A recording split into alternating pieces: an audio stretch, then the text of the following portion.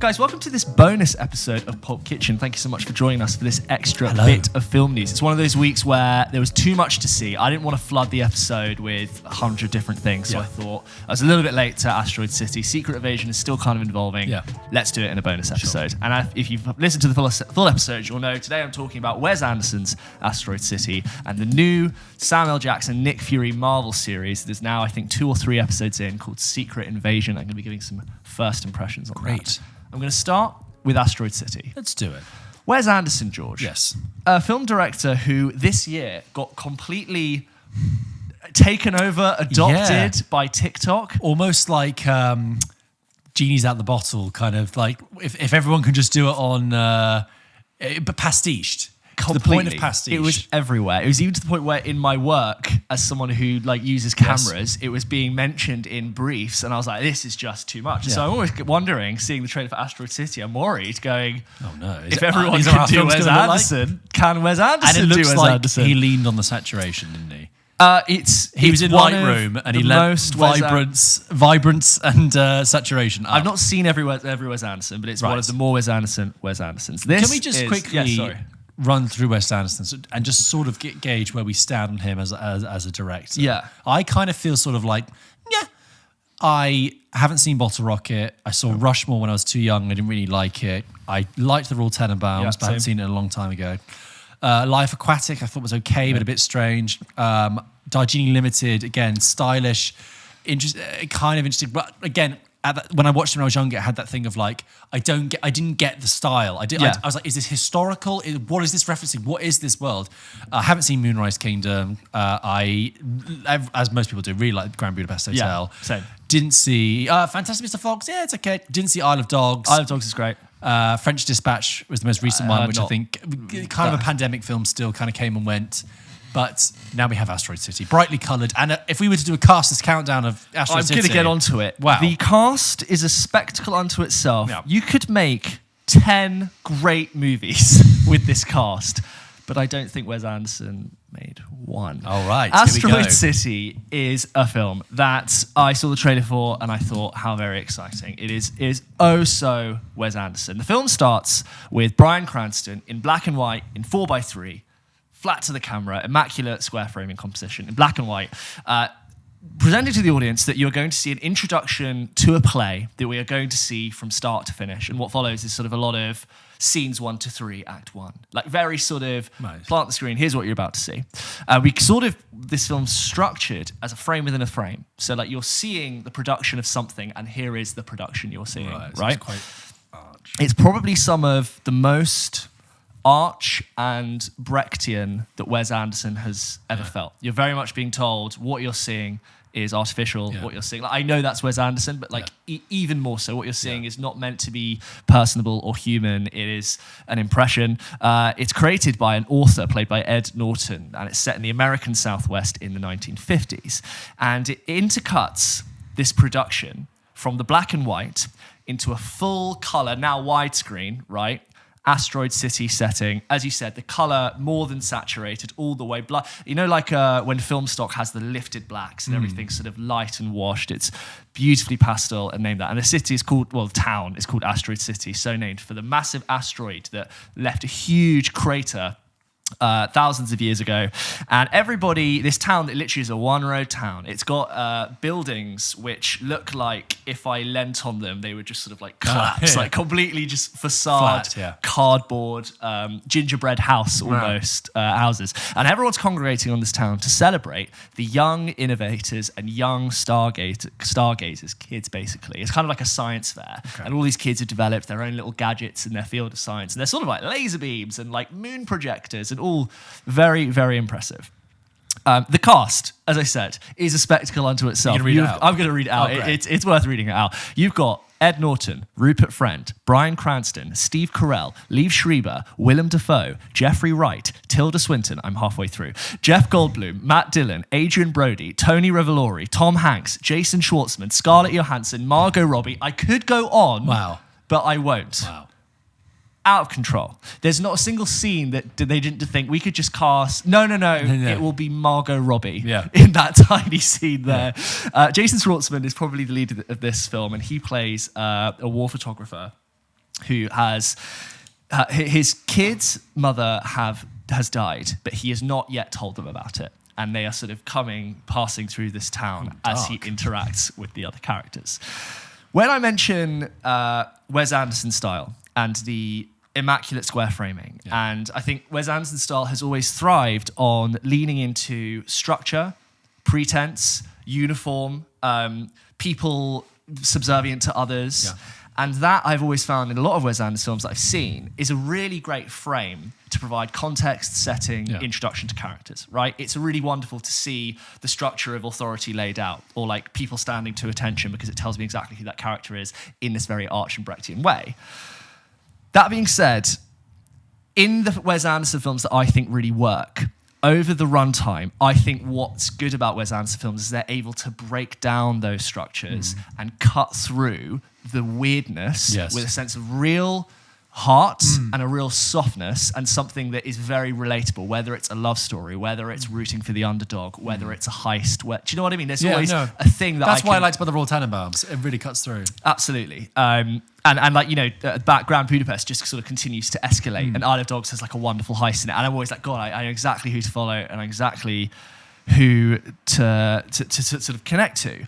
And I really feel like this film never was able to communicate where I'm meant to be spending my attention with. Well, you and I have talked before very briefly about films and storytelling as being a little bit like a puzzle, and you, as a film director, you do something for yourself, but you also need to give away certain parts for your audience. And that puzzle can be a literal puzzle in terms of what's going to happen, what happened, how's it going to end, but it can be an emotional one, and it's about, if I give you enough clues throughout the film, by the time we get to credits, you've had enough that you feel exactly how I did as the director.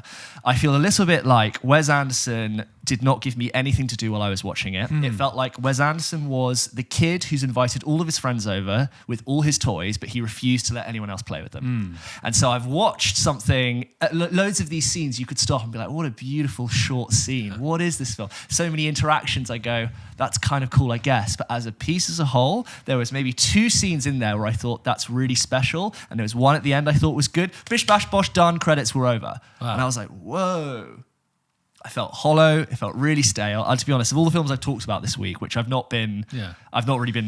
unfortunately had bad things to say about all the films this week. With this, I was the most disappointed. And actually, I didn't expect to not like this one. And I just left that going, what on earth did that have to say to me? And you got so much talent in there. Yeah, I know. And great actors are so good at bringing real meaning and heart to sometimes very dry dialogue.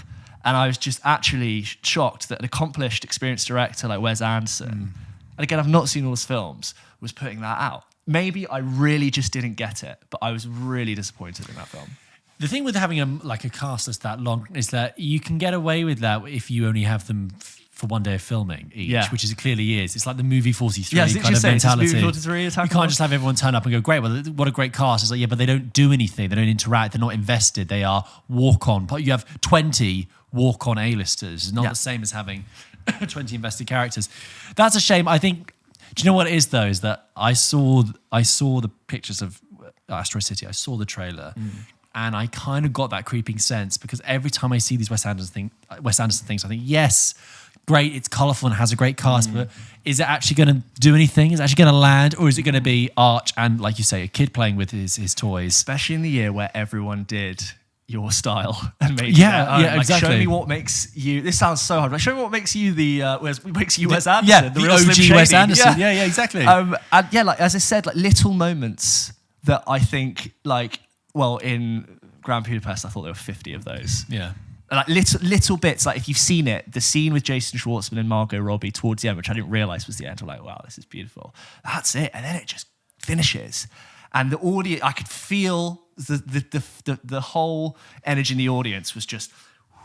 Oh wow! Like the desert it's set in, and the credits roll to silence. And it really, maybe Wes Anderson is doing something that we're not aware of. But I'm sorry, I thought it's really rare. I feel like I haven't really come away from a film thinking, you did what with all of that talent and all of that style? You probably hit on the metaphor with when you said the houses look like flats. Yes, beautiful on the outside, but behind it, just nothing. It's like when if it was a pop-up book, I'd expect them to fold. Yes, like it really did. Which that's fine. That's the style and it's the story you want to tell.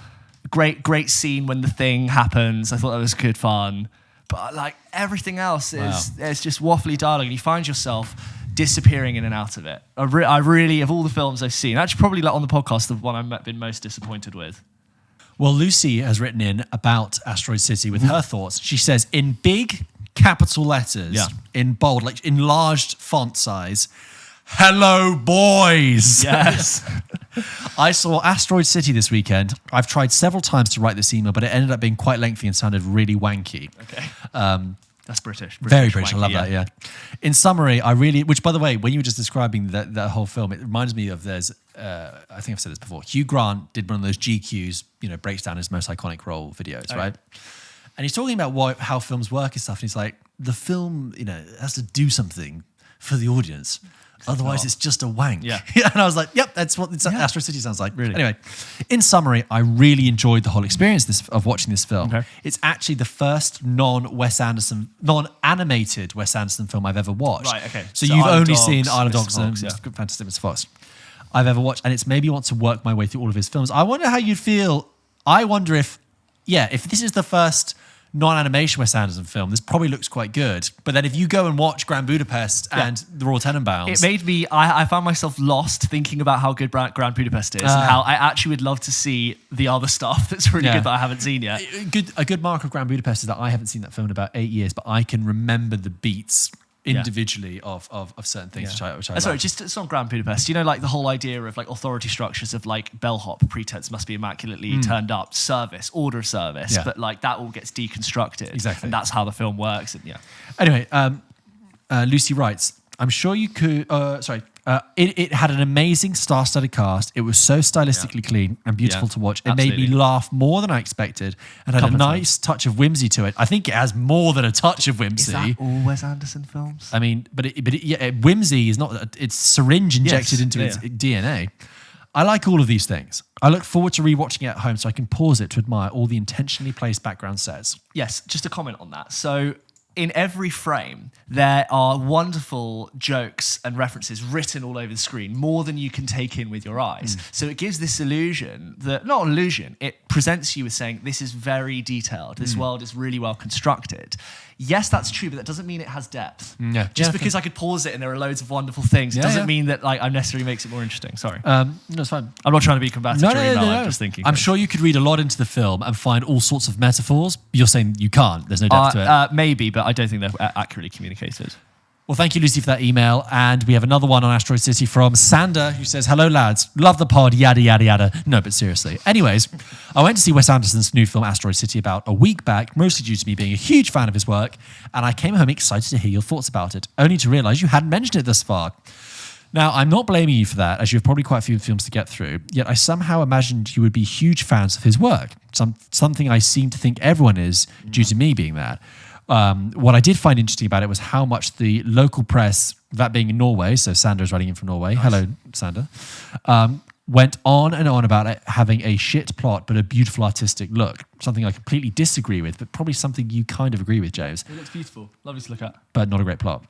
I am, however, interested in hearing your thoughts on this topic. Are there any movies which you consider to be complete rubbish plot-wise but great looking? And further, how much emphasis do you put on those two concepts? How good looking must a film be in order to ignore a shit plot, etc.? Love what you do. Best regards, Sander. Very good question. I mean, I don't think there's anything for you to add there, but I mean, I would say, I think I mentioned this when we talked about cinematography and colour. There's a French film from the 80s called Betty Blue, which is a load of old nonsense, really, but it looks gorgeous. And I watched the whole thing because it just was just so colourful and so sexy. I just couldn't get enough of it, but it's rubbish. Some of Tree of Life director. Some of Terrence Malick's films. Terrence Malick's films are always absolutely perfume adverts. Gorgeous perfume adverts. Yeah. But some of his films, I've not seen them all, but I heard mixed things about them. So that was James's thoughts on Asteroid City. If you disagreed with James or agreed with him, or if you have seen Asteroid City and would like to let us know your thoughts, email in to hello@pulpkitchenpodcast.com. Thank you.